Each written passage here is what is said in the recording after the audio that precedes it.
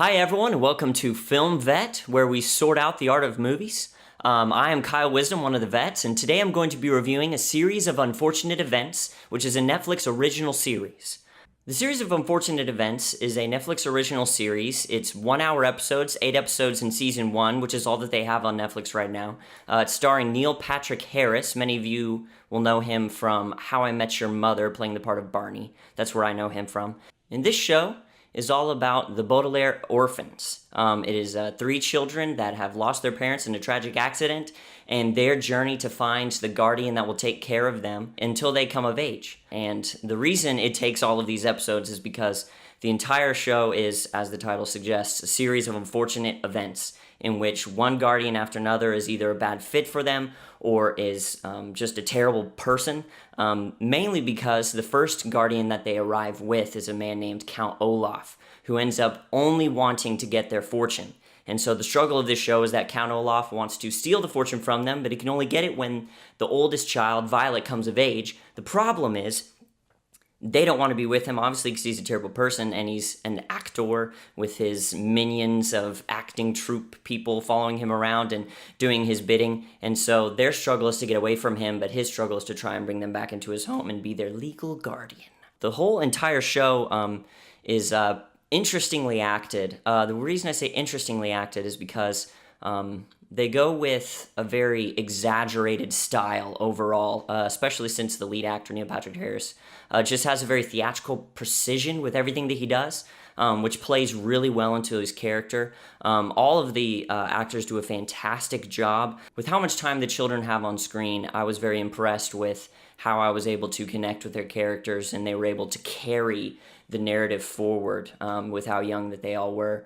The narrator, the part of Lemony Snicket, appears several times in the show and is really integral to how the story is told. Overall, all of the style is very exaggerated, sort of a theater of the absurd, in the way that everything is very playfully done, which I think had to happen.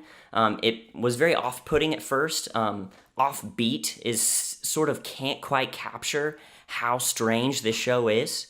But I think they had to do that in order to offset just how depressing the content is. There's not really a ray of sunshine at all in this entire show, and so it forces you to enjoy sort of the hilarity of the badness, which is something that I was really surprised by that they were able to make me do. It kind of harkens back to kind of some old school Hollywood movie sets, not really attempting to look realistic, just very colorful and very fantastic.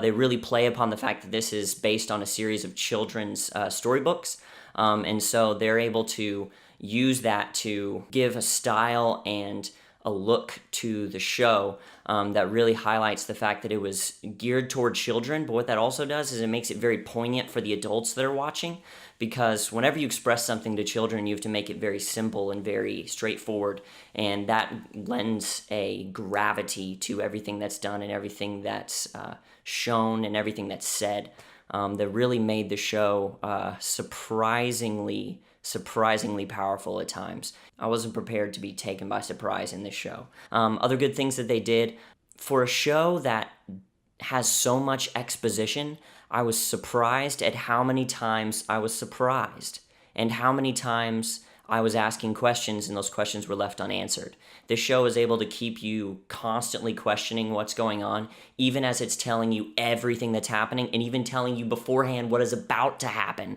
and are still able to keep you on the edge of your seat and keep you engaged. Some of the things I didn't like, I'm not as big of a fan about overly stylized shows, and so this show was difficult for me to get into. Once you get near the end of the season, you really sort of settle into the style and the approach. It's very flippant, it's very over-exaggerated, it's very colorful. All of the characters are frustratingly naive, especially with Count Olaf being the one sort of propelling all of the bad things that are going on and constantly seeing him reappear, and you really feel the frustration of the children in that, but it makes for a show that's very oddly paced at times. One of the disappointing performances actually for me was Neil Patrick Harris. He does a fantastic job. He's a phenomenal actor.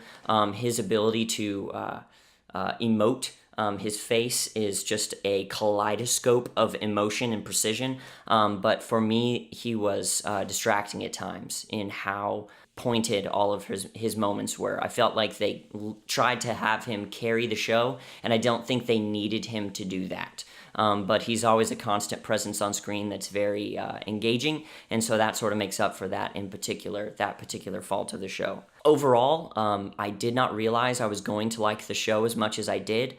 I was very surprised how much I was endeared to the characters and to the story by the end of it. It's hard to get into, but once you're into it, you just really can't wait for what they're going to do next and how you're going to see these characters grow. Surprisingly, it really makes you hope a lot.